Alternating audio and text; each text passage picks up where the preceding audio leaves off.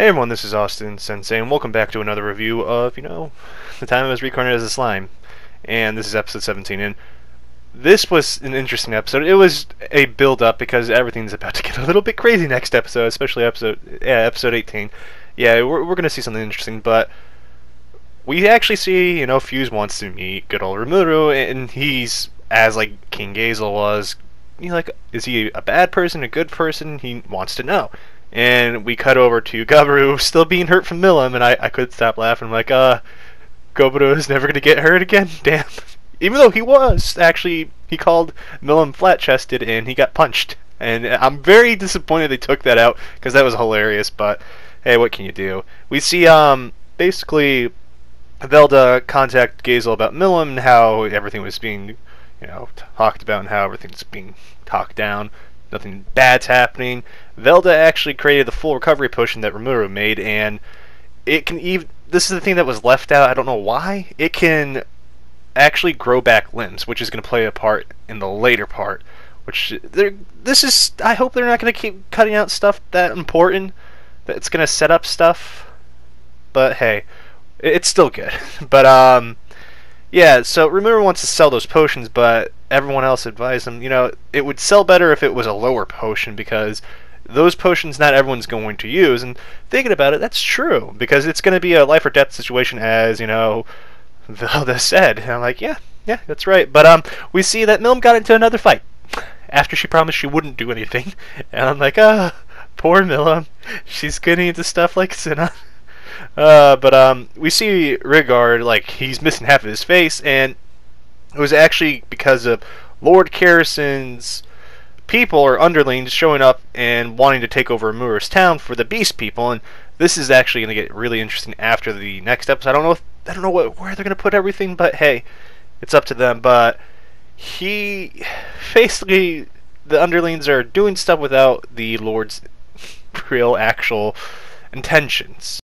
We see Milim actually was protecting everyone, and even though she broke her promise again to Rimuru, she did expect to get praised by him, but, Rimuru lets her off the hook by just one day without lunch, and she starts to cry, and she goes over to punch the guy to get her worth, and she starts playing. I couldn't stop laughing. She's adorable. Of course she gets her lunch, and we see that Rimuru and the underlings sit down, and they were really rude to, the main guy was really rude to Rimuru, and basically the whole thing of, you're a slime, why is anyone paying attention to you? Slimes aren't very strong enemies, as you know, and that's kind of what he's going through, I guess. I think it's quite hilarious, because they don't really know his power, but we see Milim speak out and threaten, basically try to threaten the underlings, and Rimuru threatens her, you'll have your dinner taken away next.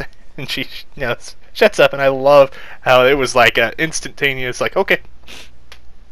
But nonetheless, we see the Demon Lords actually, Rimuru found out about the Demon Lords watching the whole battle against the Orc Lord, and we basically get to see Rimuru react to, not Rimuru, but everyone else in Milim, learn that the Demon Lords didn't keep their promise about staying out of each other's ways, basically, and they're gonna start to butt heads, to say the least, because it's, as previously explained in the episode, it's gonna throw the balance off of the Demon Lords, since there's 10 of them, and so far we only found about 4. But nonetheless, we have to compliment Milim, because she's just hilarious, and she keeps doing stuff and getting herself in trouble.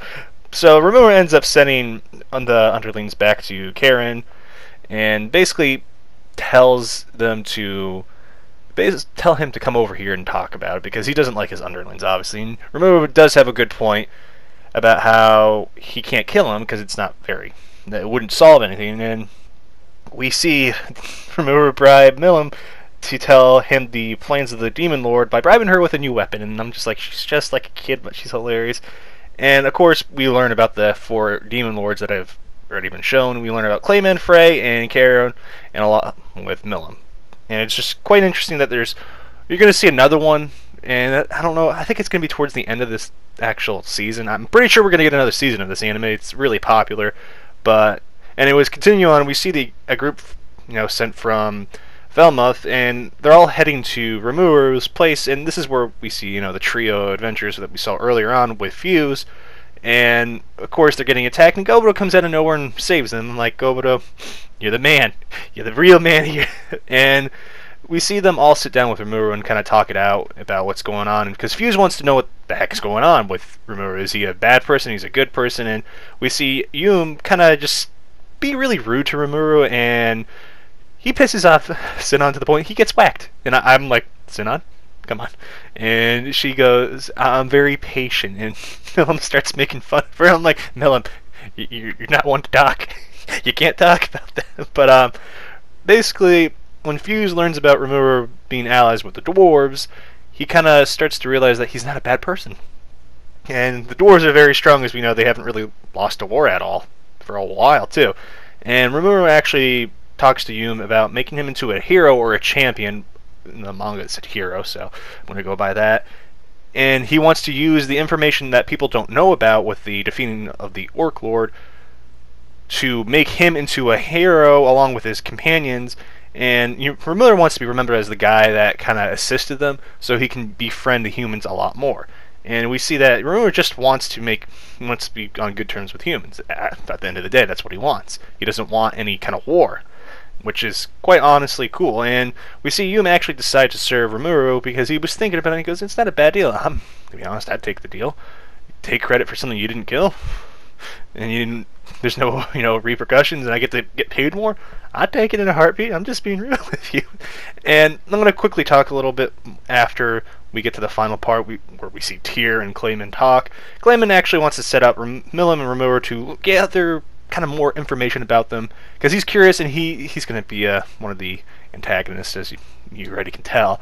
It's going to cause a lot of stuff. And we learn that Frey doesn't actually want to deal with the Fours for the simple fact that, I'm going to butcher this name, Chorvis is going to be reborn, and basically Clayman is going to force that reincarnation with Tears. But nonetheless, this was a very informal episode, and it's building up to a very big battle, which is going to be in the next episode, and it's going to be really cool. And Milim, I love her. I really do in this series, and I kind of wish they stopped cutting certain things out, because it's comedic, and I liked it in the manga, and I know I'm still waiting for the Shizu thing. I don't exactly remember when that happened, but nonetheless, it's probably after a couple of episodes. But what did you think of this episode? Did you enjoy it? I did. I can't wait to watch the next episode. But a little talking about Fuse and everyone, they're going to play a crucial part, and as you know, they want to, remember, basically is trying to make peace with all the humans, and he's trying to basically recreate Japan in that world. And it's all off of the idea of Shizu, because he doesn't want anyone to go through what Shizu did, and it's quite respectable, and I quite enjoy it. But we see now he has another alliance already, Rimuru, and he's going to get another one in a couple episodes too. This man is just trying to bring the world together. I can't respect, I can't respect him any more than I already do, because it's just at that max. But overall, great episode. I really love how Sinon and Milim are literally very impatient people, but they think they're patient.